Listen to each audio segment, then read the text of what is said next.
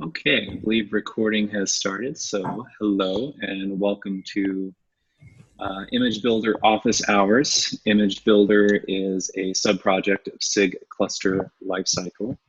And as a reminder, this meeting does adhere to the Kubernetes Community Code of Conduct. This meeting is being recorded and will be uploaded to YouTube. So I've shared my screen with an agenda doc, pretty light today. And I'm going to add more person to the attendee list here since we have got 3 people. And, I just figured for today, I know Moshe, you said you wanted to do a demo of your CLI work so far. So I added that to the agenda. And then I had one other thing that I wanted to bring up as a group topic to begin with, which was had some internal users within VMware playing with CatV and using images that we published from the image builder for CatV, and they found that their images were hanging on boot up. I've only heard this from one user so far, but it was hanging when the OS would start up. It was trying to do an apt-get update, which was surprising to me because I didn't turn on anything to do that. But by default, even though we didn't explicitly install it, right now the Ubuntu images have unattended upgrades turned on, in addition to a systemd unit and timer that does a daily apt-get update, presumably, so the user doesn't have to do it themselves.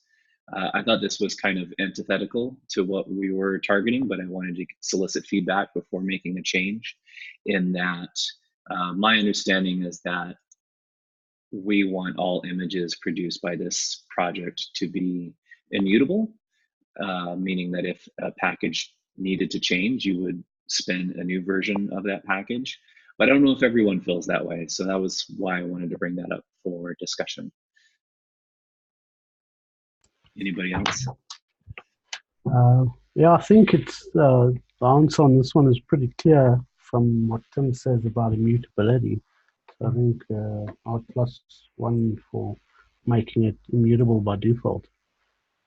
Yeah, and I think we thought that it already was, and then I don't know if this particular user had a strange air gap situation where no one had hit this before because they always had internet access. I wasn't able to confirm that, but the intent of the image was already for it to be immutable.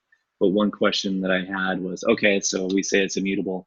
Is there anybody who doesn't want that? Meaning, should we add an option to disable that? Meaning leaving the unattended upgrades in place if you want it to be, even if it's not the default. So go ahead. Sorry. No, go for it. I was going to say, I mean, isn't the purpose of Image Builder to enable sort of to enable someone to easily add something opinionated to the default, right? To get all the benefits of sort of the upstream defaults, and then say, oh, you know what? In my case, I do want unattended security upgrades, and I can use Image Builder. I can, I can use a simple, maybe it's configuration, maybe it's a script. I can just layer that on top, and then I'll get what I want. Yes, I would agree with. We want it to be easy to customize, to add whatever you need to meet your requirements for images. But once you've completed the build and you've added your scripts, you've added whatever custom packages that you need, I think from there, we wouldn't want anything to change. If you wanted to add additional packages, you'd have to build a new image. But I'm saying I don't think it's unreasonable for the unattended upgrades example to say, actually, I really want that because my images are going to be long living and I want security updates, but I don't think that should be the default if it's an option at all. Right. So, yeah. There are right. If you're deploying this image in an environment that is air gap, for example, right? I'm not sure. I mean, it won't break anything, but I guess you will have logs filling up with errors saying these upgrades are failing. Go ahead, Moshe. Yeah, so I was saying that I think we should default to immutable, but I don't think we should add a configuration option. so I've added a concept of hooks into the CLI, and with a hook, we can basically support this as a user-provided config. So they will have to, let's say we mask the services in by default, and then using the hook, they could then go and unmask them. But I think we should favor on removing as much configuration toggle switches as possible, and then either just provide example hooks for re-enabling unattended upgrades or whatever it is.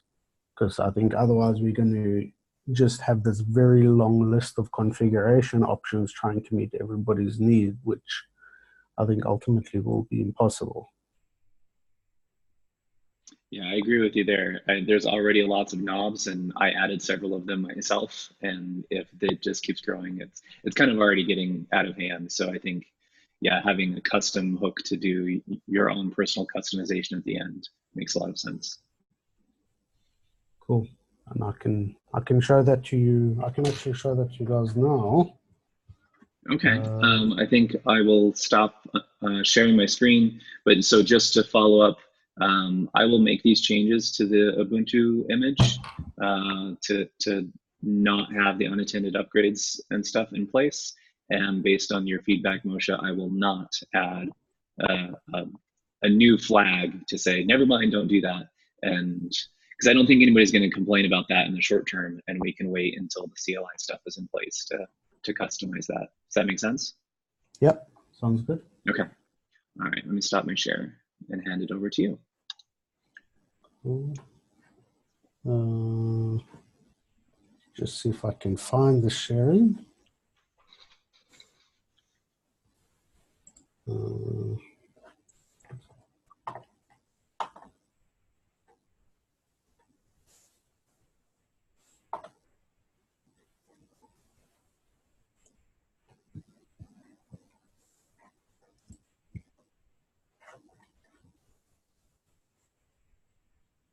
Okay, can everybody see that? Yes, I can. Cool. So let me start by showing the config file or the spec for it. So basically what I've done is I've done a lot of work to basically modularize and the Packer options. So with this CLI, we would basically get rid of the Packer directory, and then combined with an input. So the idea is you put in an input file, which defines what Packer builder you want to use, whether it's AWS or VMware, what distribution you want to use, Ubuntu, CentOS, and whatever hooks you want, and whatever Packer overrides you want to specify. And then we take all of that and emit a Packer config or whatever other config you want for building. So in this example, if I run it, let's say with Amazon,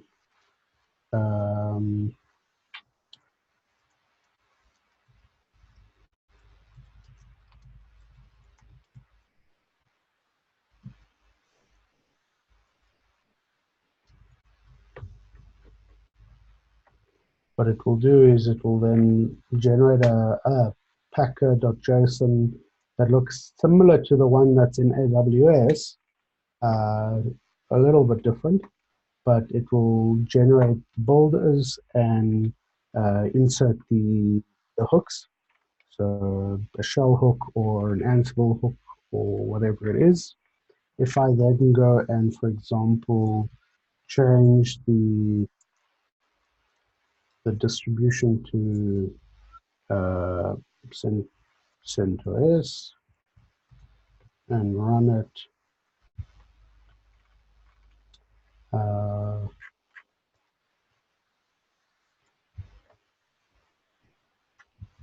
maybe that's CentOS 7.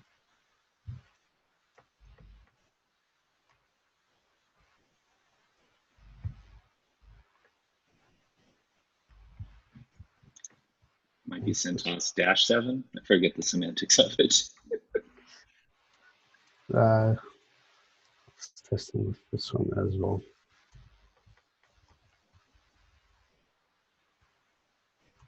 There's no Amazon Linux 7. And then, so for example, you'll see that the installation of the Python pip is missing because we specified a different distribution. And the way that works is that we have a bunch of distros, and then your distributions will basically have before and after hook that will run and template out the presets if necessary, add any hooks. So Ubuntu is the only one that adds a hook, so this will run before any user-provided hooks, save any presets, Kickstarter files, and then pass it on. So if I run the same thing with VMware, for example, I should get the boot commands, except I don't have any boot commands for Amazon Linux. So if I change this to HTML4,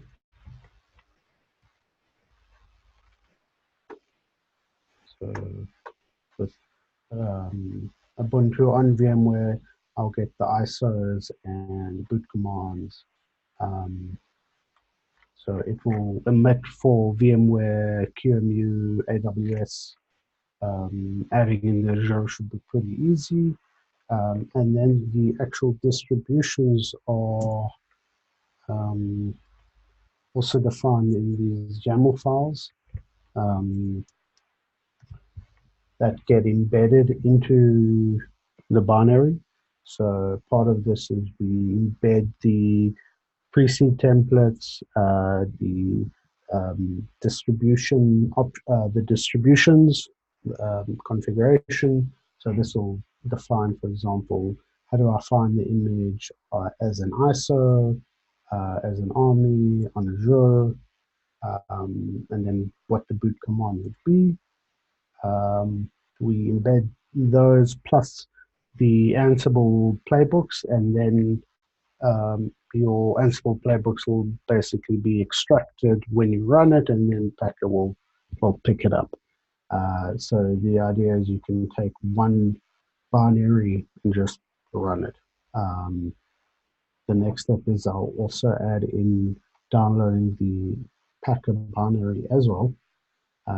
Either downloading it or linking. I'm not sure which one. I think downloading might be a little bit better because then you can play around with Packer versions. And then it's kind of almost ready to go. What else is in here? So the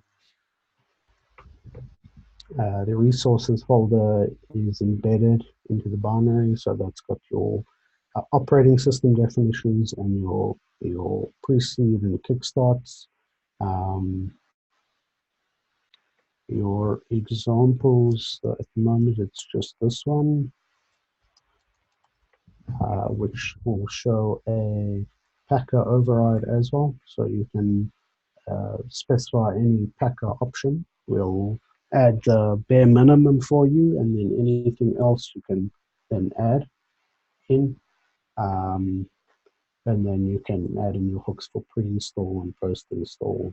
So this will be, I'll add a shell, Ansible, and a config admin option as well, which will basically then compile down into shell and files.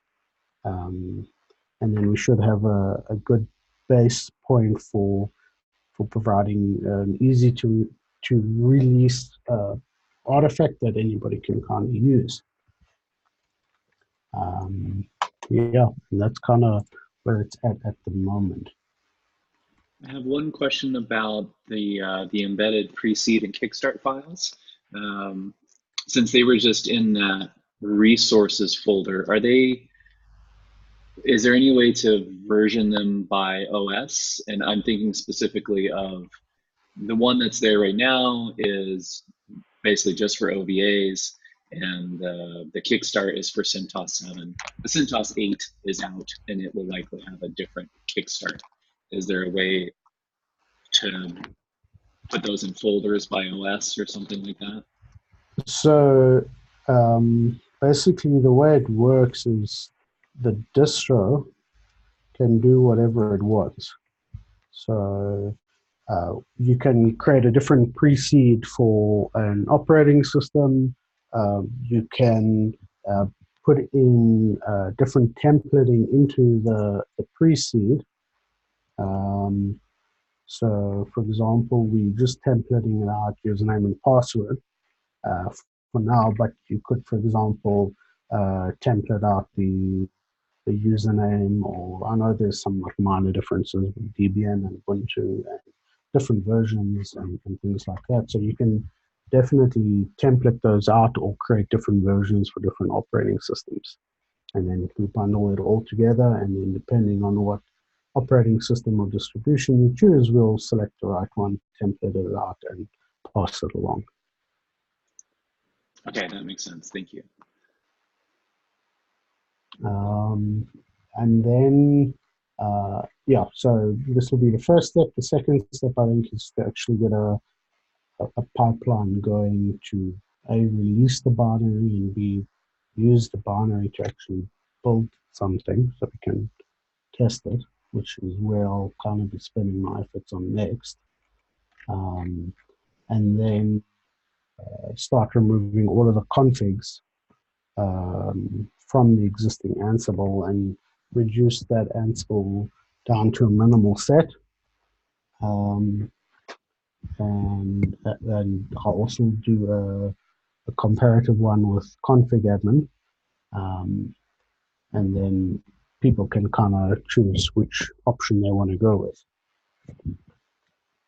Yeah. Any other questions?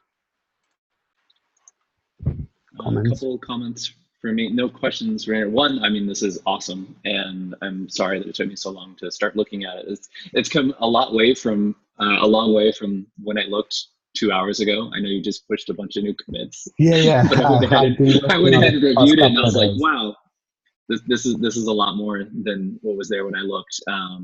One topic that has come up, I know for us, is wanting to tag a version of this. I want to make sure that we tag that before this merges, because it will be a big change in how you consume the tool. So I think that would be important. I know that there's some stuff coming out of VMware pretty soon. There's going to be documentation pointing to the image builder. And right now it assumes the image builder looks like it does today. So I'll want to tag that so that, we have that to be able to point to in perpetuity. But yeah, this is going to be so much easier. I did think of a question. Hopefully I'm not cutting anybody else off. You mentioned, linking or downloading Packer. Is there anything or any plans to be able to do kind of like a pre-flight check? Can we access Packer? Okay, if you're doing the VMware builder, can we access the VM run command to see that we have Fusion or Workstation or something installed? Or the ability to make that maybe provider specific, so VMware can do some checks to say, yes, we can actually spin up a VM and do what we need.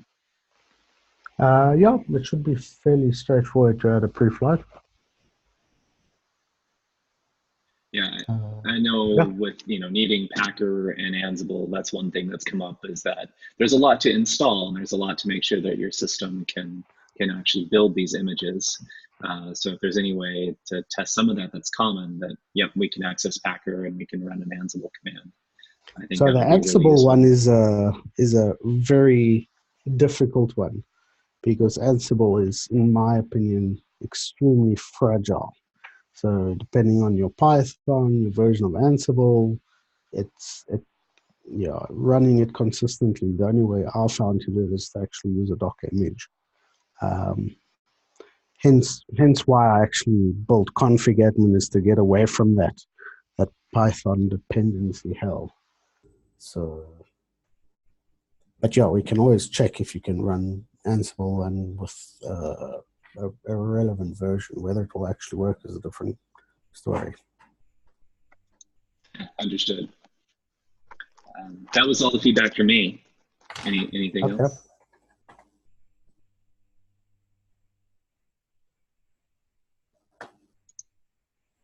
Looks good. Thanks for the demo, Moshe. I'll take a look at the PR hopefully this week. Cool. And we should have Fedora in there as well. I know you like Fedora. Like maybe too strong a word. I guess one other question, Moshe, is how can I help? I know, I guess there won't be too much until we have a tag version and your minimal, it won't be minimal. I know this is a big effort, but like the first PR comes in and we can iterate on it. But if there's anything that I can do beforehand to help you out. So I think on the infra side, like getting access to, I'm not actually sure of the process of getting GitHub tokens into Prowl, getting secrets exposed to Prowl. So I don't know if you've had much experience with that. I have, not with GitHub tokens, but with some other things, namely GCS bucket tokens or Google Compute authentication tokens. There's a couple of things going on there, like some other projects that I've worked on. We including CatV to some extent, but other out of tree components for Kubernetes, so CSI builds and cloud controller builds. We have Prow-based automation that, after every merge to master, we build and we push to container registries and buckets, whether it's binary or it's a container image. And when we do releases, it's all automated after we push an annotated tag. And that is based on having those secrets in place on the Prow infrastructure. The caveat there, especially for container images, there's the image promotion process that's being pushed. And the nice thing about that actually has to do with being able to conceal those secrets and how those get promoted. Because if you're not using that process, which some of the projects I'm on are not, if you want to put a secret into Prow and have that be able to push to GCS or GCR or something like that, there's nothing right now that prevents someone else from reading that secret. It's a global namespace, basically. So they're not as secure as you would probably like. So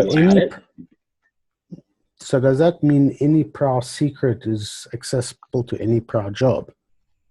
In the default cluster, yes. There is more highly secured, that's not a phrase, but there are other Prow targets, different clusters that run more secure oriented jobs. But yeah, in the default one, most of the jobs you see running on TestGrid, they're in the default Prow cluster.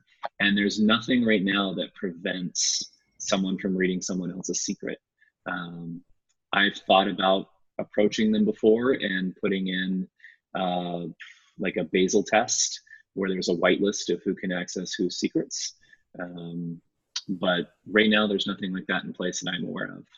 And I'm not sure most people are aware of that. Does the same apply to Boscos as well? So anybody can pull any Boscos resource? I'm not familiar with Boscos, so I don't know the answer. Okay. Okay. But yeah, so, just not to give anyone ideas, but yeah, I could write, I could write a Prow job that referenced other keys, and if no one catches it in review, it'll go in. For my side, the projects I work on, the way that we mitigated this is all of our keys are actually write only. People can't delete things, they can't modify things, and there's nothing in our process that would automatically, like if someone took our key and uploaded something to a bucket, it wouldn't become the default thing that gets downloaded in our documentation. There's still that thing where we'd have to notice someone was writing new stuff, but they can't change anything or delete anything official. So, but it's still, that's not great. Probably something we should raise in the new working group for moving the infra to CNCF. Oh, that's a good Maybe point. I hadn't thought about that. But yeah, at because least with the image. Oh, go ahead. Sorry. yeah, there's a new Kubernetes cluster called AAA that maybe we can utilize. I don't know if that's for infra or if that's for Prow, but I'll probably pull you into some conversations and see where we can go with it. Okay. Yeah, and with the image promoter process that's in place for container images, that's actually through the Kubernetes community and SIGs, that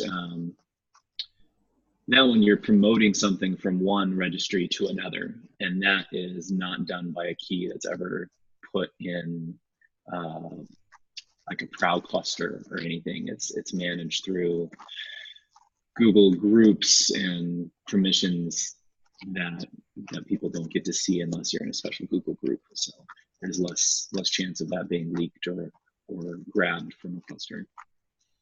Okay. Yeah. Okay. So that makes sense. So maybe on your side, maybe just reducing the Ansible configs down to the bare minimum is maybe where you can help. Yeah, then that sounds to me like something we would do once the CLI kind of scaffolding is in place, and then moving towards those custom hooks. Yeah. I don't think we can do it before that's in place. Am I missing anything That's also there? true. Yeah, Okay. that's also true. Okay, cool. Because I know all the hooks I added are in use. They're all things that we somebody needed asked to for be. them. Yeah. Yes, basically.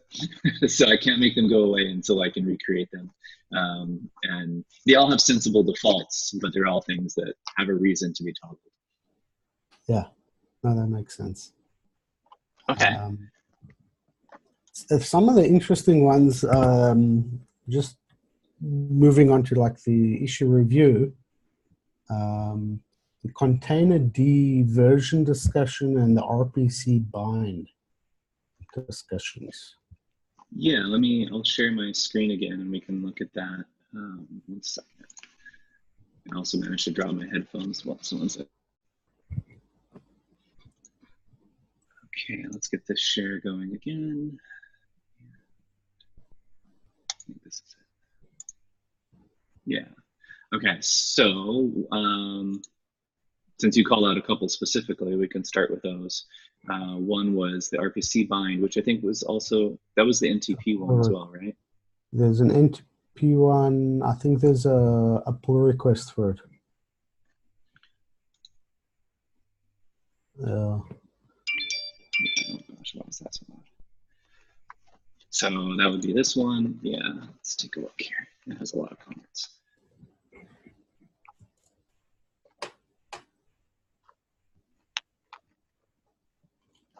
So some people say we need it, some say we don't. Yeah, I mean, one thing that I know I updated recently in the CentOS images is we were trying to pare back the number of packages that are installed by default and leave it to users to customize it and add what they needed. But the NFS stuff is still there. So NFS is in there by default, and so I would share the same concern that if we don't enable RPC bind, NFS is going to have issues. So then this would fall under one of those configs that we can do as a hook. And maybe we just need to close this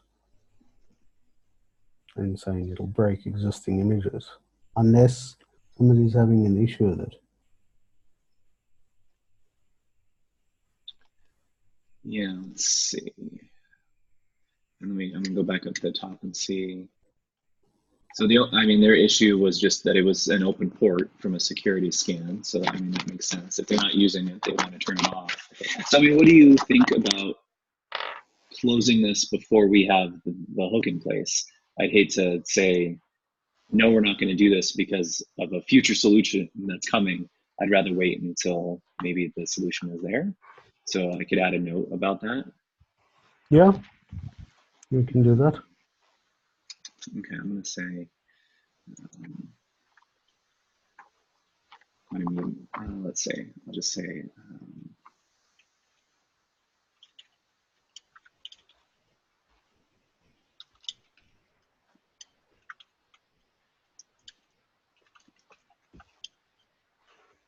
Although it does start to raise a new question of what does the default image support. So NFS might be one of them, but I'm sure there's other CSI providers that require other packages and other settings to be enabled.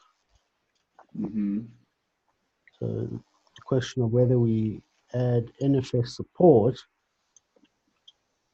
into the default is maybe something that we should open an issue for. Okay. See how minimal we want to go.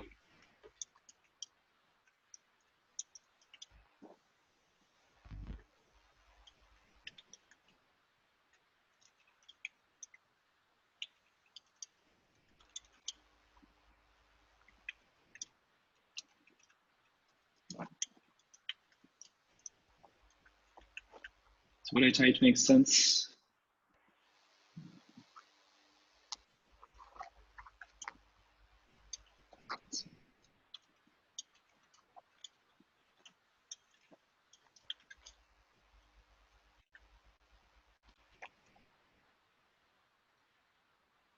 I'm gonna leave that comment anyway. But yeah, I agree that maybe bringing up, yeah, should NFS even be there by default is a valid question. Because yeah, you can start adding support for all sorts of volume providers and then Mm-hmm. start to bloat the image. But NFS is pretty standard, so that's what other people say about it.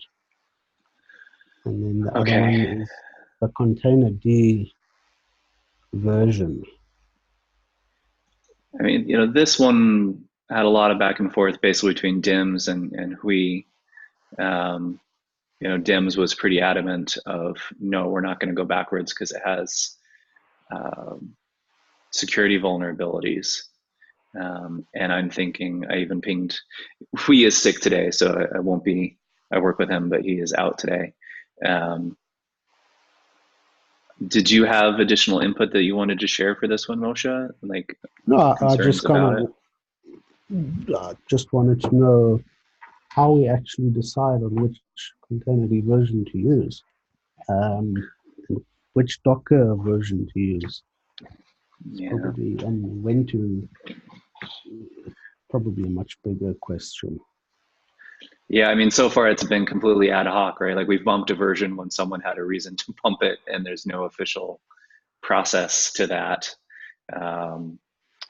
This particular case, DIMS had bumped containerd to 1.3 because of CVE issues, but I don't know if you've seen it, but the reason we ended up opening this was there were some really weird issues with downloading this image as a container if you were using any type of registry proxy.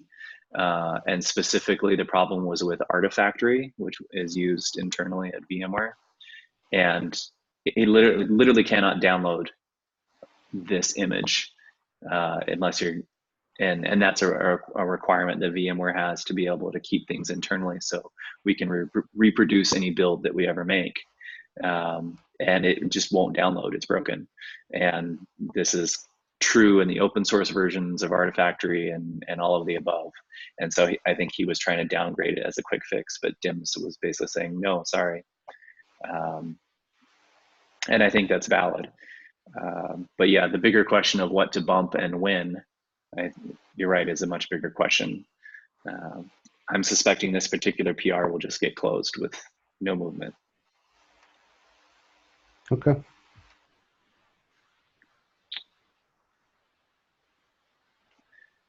Do you want me to follow up by opening an issue to say that we should formalize a process for what the default versions are and when they get bumped?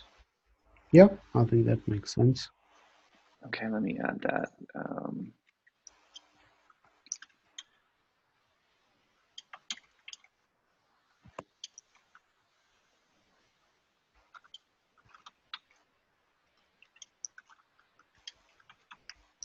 And then also I'll take an action item to open,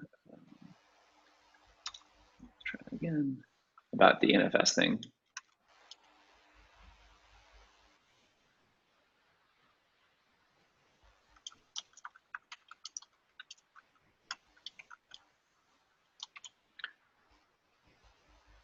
Okay, Cool. and jumping, let's see, there's one more, let's see, I don't know if we're gonna go through all of these. This is something, this Ubuntu one is still a work in progress for me just because I'm not as good with pre-seed as Kickstarts. We discussed this one. I have nothing to add to this one if anybody wants to look at that. That one was kind of between, I think you put a hold on this one, Moshe, yeah. So I think we can do this as a post hook. Okay. As well. All right. Well, if it's been 3 weeks and no one else is commenting on it, so it must not be as critical at the moment. But yeah, if you want to mention that, you're welcome to. Your CLI, you just demoed, which was awesome. I left you some very out of date comments. Yeah, I resolved some of those comments after you made them. This one, I thought about actually just pointing out, I mean, everything in here is a valid fix for GoLint. It looked good to me. So I thought about commenting on it and kicking it over to you because it all touched, I think, code that you had originally. But they were all valid GoLint errors. The kube deploy code. Oh, okay. Well, they are still all valid fixes. Who owns the kube deploy stuff? That's Justin. Okay. Well, then I will probably still LGTM it and I'll sign it to Justin. Yeah. I mean, it's very simple things. Like it switched from, your shortcut, not you specifically, but it switched from the shortcut from C to A, which is a GoLint issue. And then I think the other thing was just capitalizing ID, which is also a GoLint thing. Yeah, it's from I lowercase to I uppercase. Those are all real GoLint things. And that was all that changed in there. Yeah. All right, so I'll come back and do that one. In the issue list, you caught my mistake here. I removed Nginx from the package list, but then I didn't remove it from the services. So I assigned that to myself. This one I brought up at the beginning of the meeting, and I think we established a way forward for that. Yep. Other couple things that I'm working on. There's this one about HTTP proxy. This, I know I talked with some people. They mentioned that this can get really ugly because everyone's proxy setups are different. And so we can't exhaustively test whether it's actually working, but we can certainly make sure that where it's in place, we're supporting the HTTP proxy envvar.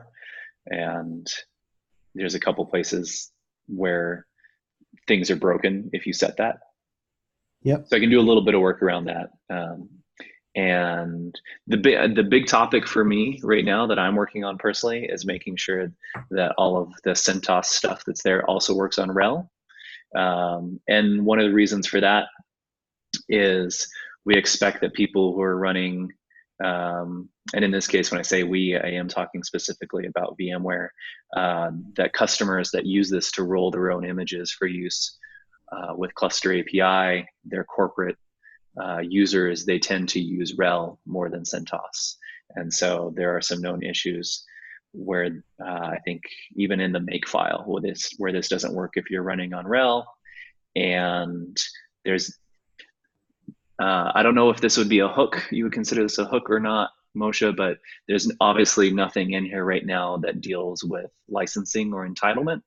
So right now, if you start with a RHEL ISO, before you do any updates with your packages and any, the RPM type stuff, you need to Entitle it, register your machine. Yeah. And there are Ansible modules to do that. That's pretty easy, but I don't know whether to, I haven't looked at it enough to know whether I want to add like an extra, include in the Ansible stuff. So if you're running RHEL 7 on AWS, you actually don't need to do anything. It should, if you use the RHEL image, it will auto entitle. So we can actually test this on AWS RHEL.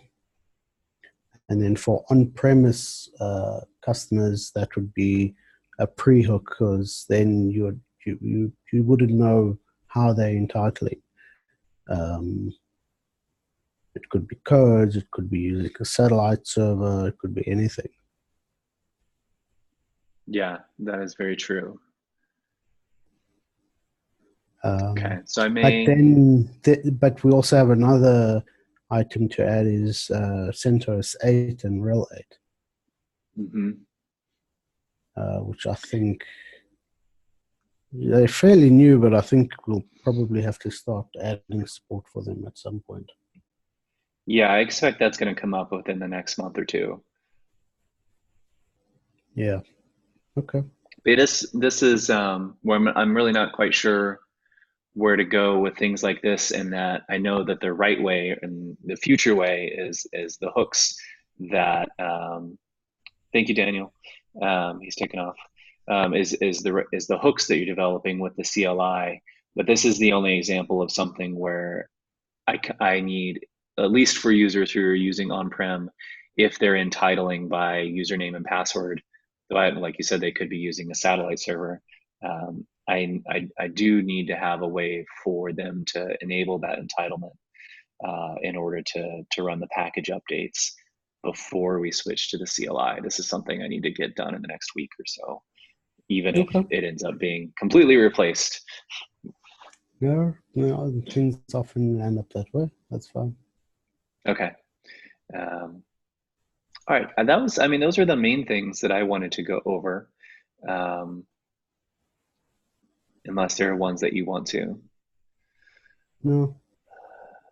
A lot of this right here is simplify steps. That's going to be mostly taken care of by the CLI.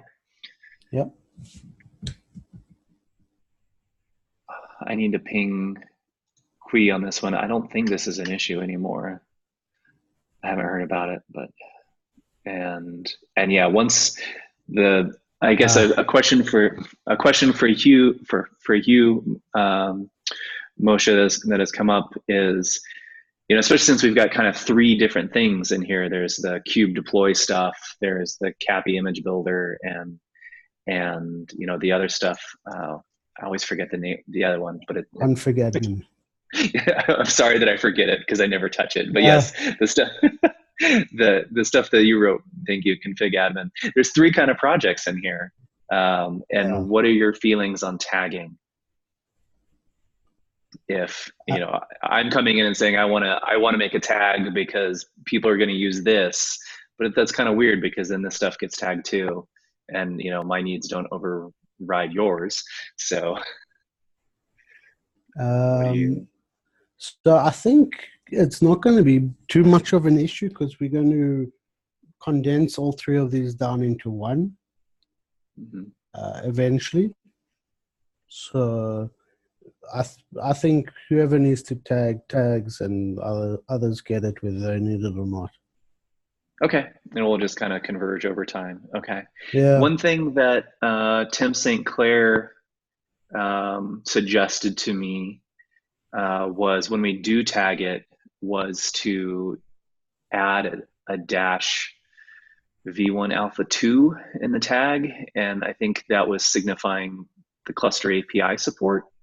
And that brought up another can of worms of, well, okay, if like our image is tied to the version of cluster API, and if so, do we need to build that into the image file names and all that kind of stuff? And I don't know the answer to that.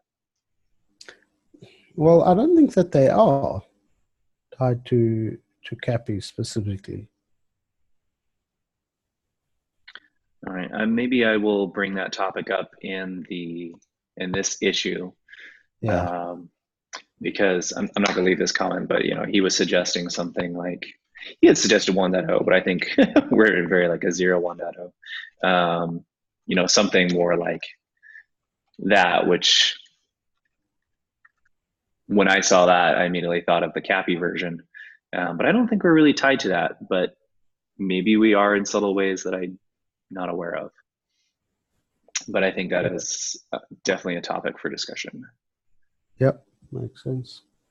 Okay. I will add that to my list of action items.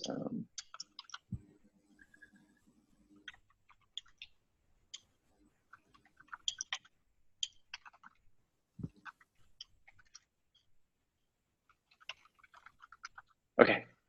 Well, that was all I have. Yep. For the next meeting, It will be during KubeCon, won't it? yeah. So Will you be at KubeCon? Yes, hopefully I should be there. And yourself?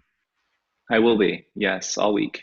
Excellent. So we'll catch up then and have an impromptu office hours sometime during KubeCon, but I think we should cancel the next one.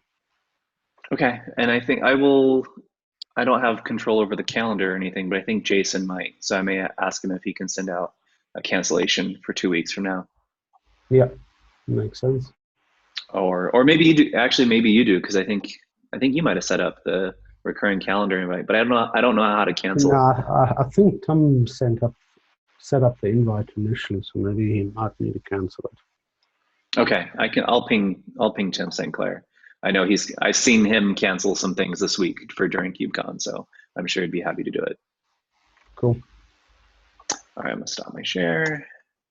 And I think that concludes this meeting. I'm gonna stop the recording. Thanks, everyone. Cool.